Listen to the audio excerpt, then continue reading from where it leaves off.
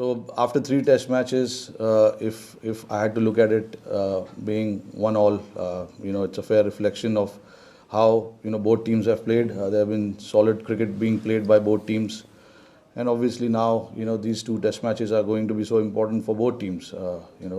But we want to break it down to just Melbourne now and focus on what we can achieve here. Get our things right, play well, bat well, bowl well, and take some good catches as well.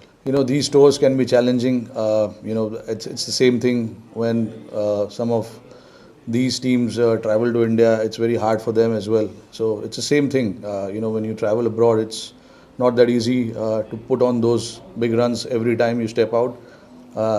But especially talking about Gill, I mean, look. His quality, we all know that.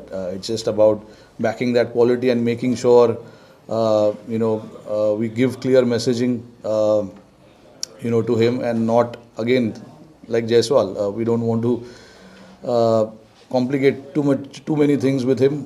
He understands his batting really well, and he has piled up so many runs coming into this Indian team before, so he knows how to score big runs. जैसे मैंने बताया कि ये सारे लड़के गिल, जायसवाल, गिल, ये सब एक ही बोट में है.